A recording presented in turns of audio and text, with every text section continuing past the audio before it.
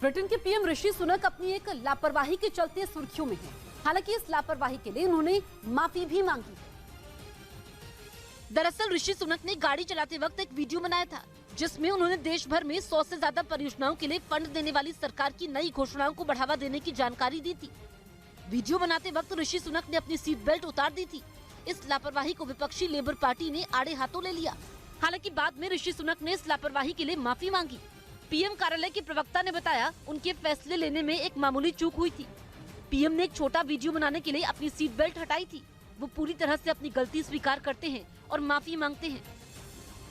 दिल्ली में बन रहे नए संसद भवन की कुछ तस्वीरें सामने आई। ये तस्वीरें आंध्र प्रदेश बीजेपी की तरफ से शेयर की गई, जिसमें जल्द बनकर तैयार होने वाले नए संसद भवन की खूबसूरती नजर आई। बताया गया कि इस नए भवन में 800 सांसदों के बैठने की जगह होगी। वहीं पुराने संसद भवन को म्यूजियम में बदल दिया। पुराने संसद भवन के करीब ही बन रहे इस नए संसद भवन का शिलान्यास प्रधानमंत्री ने किया था। पंजाब के डेरा बस्सी इलाके में 88 साल के द्वारका दास नाम के बुजुर्ग ने 5 करोड़ रुपए की लॉटरी जीती। 16 जनवरी को पंजाब राज्य लोहड़ी मकर संक्रांति बम्पर लॉटरी का नतीजा निकाला था, जिसमें द्वारका दास को 5 करोड़ रुपए का पहला पुरस्कार मिला। 30% टैक्स काटकर उन्हें इनाम का पैसा दिया जाएगा। वो करीब 40 सालों से लगातार लॉटरी टिकट खरीद रहे थे। यूरोप के देश सर्बिया में भारी बारिश के बाद बाढ़ की वजह से कई इलाकों में इमरजेंसी लगा दी गई, क्योंकि बारिश के बाद न केवल सड़कों पर बल्कि घरों के अंदर भी पानी भर गया, जिसे मशीन की मदद से निकाला गया। सर्बिया के बाल्कन में भारी बारिश के बाद नदियां उफान पर हैं। वहां आने वाले दिनों में भारी बारिश का अलर्ट जारी कर दिया गया, यानी लोगों की मुश्किलें अभी और बढ़ने वाली हैं।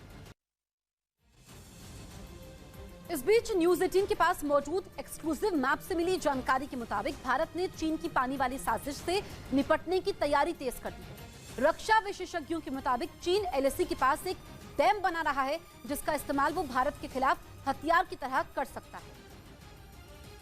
और न्यूज 18 को मिले एक्सक्लूसिव मैप के मुताबिक चीन ये डैम अपनी यार्लू सांगपो नदी पर बना रहा है। इसकी क्षमता 60,000 मेगावाट बिजली बनाने की है और माना जा रहा है कि वो इस डैम का इस्तेमाल भारत के खिलाफ कर सकता है। चीन इसको एक हथियार का तरीके से यूज कर सकता है ब्रह्मपुत्र वैली के अंदर। जानकारों के मुताबिक चीन के इस डैम में पानी जमा होने के बाद अगर अचानक उसे खोला गया तो अरुणाचल प्रदेश और असम बाढ़ में डूब जाएंगे। जबकि चीन ने अगर इस नदी का पानी रोक लिया तो इन राज्यों को सूखे का सामना करना पड़ेगा, क्योंकि चीन की यार्लू सांगपो नदी ही अरुणाचल प्रदेश से भारत में घुसने के बाद ब्रह्मपुत्र नदी में बदल जाती है। और उसी यार्लू सांगपो नदी के ऊपर चीन एक बहुत बड़े बांध का निर्माण कर रहा है, जिसका जवाब देने के लिए भारत ने भी तैयारी तेज कर दी है।